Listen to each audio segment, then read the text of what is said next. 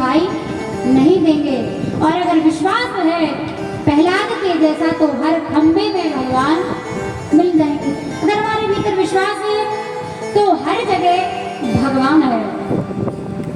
आज सेठानी ने कहा कि आपको अगर विश्वास है और विश्वास के साथ में अगर आपने कथा को सुन लिया और आपने 2-4 शब्द ही अगर अपने जीवन में उतार लिए तो वो काम जरूर आएंगे।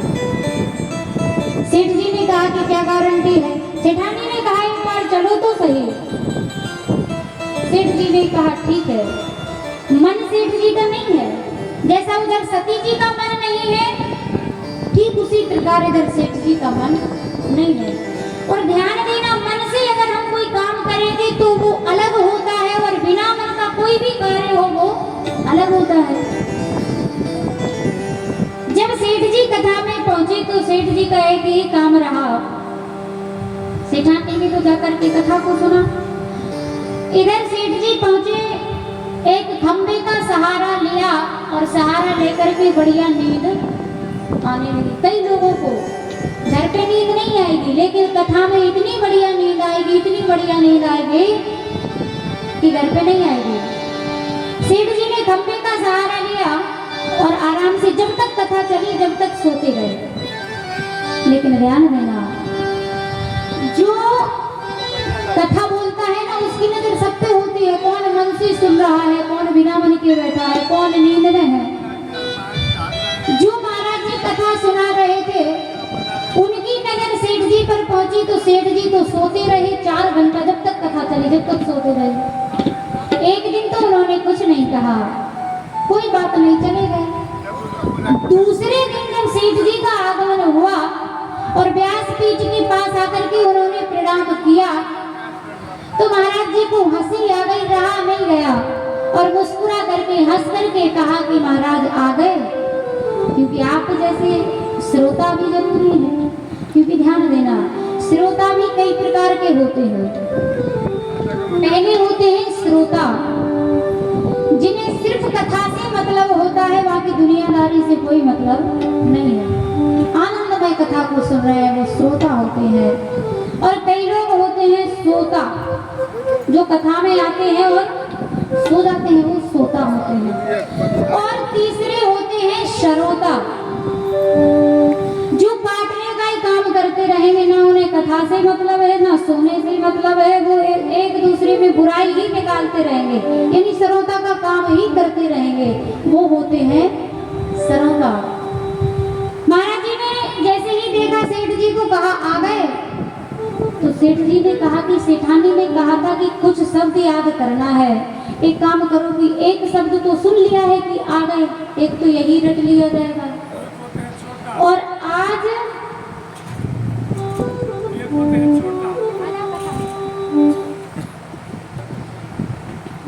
तो सेठ जी ने जैसे ही वो शब्द याद किया और फिर बैठ गए। और जैसे ही बैठे तो महाराज जी ने कहा कि बैठ गए, इन्होंने कहा हाँ बैठ गए, 2 शब्द हो गए।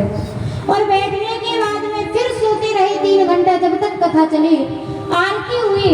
और आज व्यास जी ने जयकारा लगाई, बोल राघवेंद्र सरकार की जय हो। और जैसे ही जोरदार जयकारा लगी सो आंख खुली और जैसे ही नींद खुलते ही प्रसाद लिया, आरती को लेकर के जैसे ही जाने लगे तो महाराज जी ने कहा कि चल दिए, इन्होंने कहा चल दिए। घर पे आए, सेठानी ने कहा कथा को सुना था, इन्होंने कहा सुना है। क्या याद किया? इन्होंने कहा कि महाराज जी के मुख से बोले हुए शब्द मैंने याद किए हैं, आ गए, बैठ गए और चल दिए। और सेठानी से कहा कि ये 3 शब्द मैं अपने जीवन में चिंतन करूंगा, अपने जीवन में उतारूंगा। और सेठानी अगर ये 3 शब्द मेरे जीवन में कभी काम नहीं आए तो तुम बचने वाली नहीं हो, क्योंकि तुम जबरदस्ती लेकर के गई। सेठानी ने भी कह दिया कि पहली बात तो ये कथा में से कोई शब्द नहीं है, कथा के शब्द नहीं है, लेकिन सेठ जी ध्यान देना व्यासपीठ से बोले हुए शब्द हैं। और विश्वास के साथ अगर आप अपने जीवन में उतारोगे तो कभी ना कभी कहीं ना कहीं ये शब्द भी आपके काम जरूर आ जाएंगे। धीरे धीरे धीरे धीरे टाइम निकला। एक दिन की बात है, आधी रात का समय है, सेठ जी शयन कर रहे हैं। सेठ जी के घर में चोरों का आगमन हुआ। चोरों ने सोचा सेठ जी ने खूब माल इकट्ठा किया है, क्यों ना आज इन्हीं के घर पे दावा बोल दिया गया। आज चोर जैसे ही सेठ जी के घर में पहुंचे, इधर सेठ जी की माला चल रही थी कि आ गए, बैठ गए और चल गए। जैसे ही चोरों का आगमन हुआ, इनके मुख से निकला आ गए। चोरों के कानों में पड़ा तो चोरों ने सोचा कि अच्छा सेठ जी जाग रहे हैं।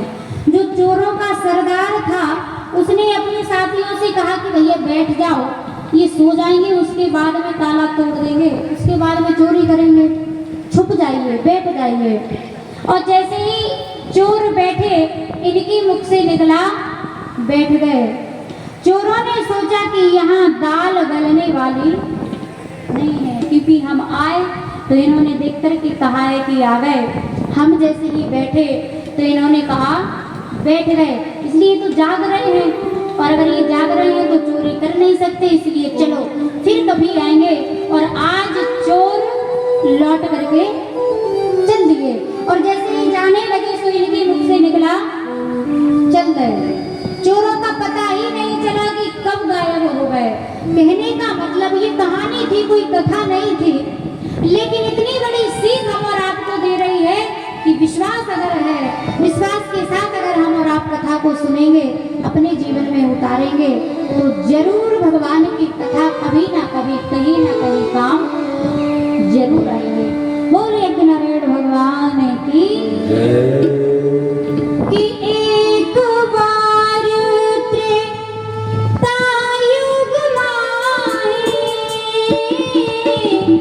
शंभु गए कुंभज ऋषि काहेरा।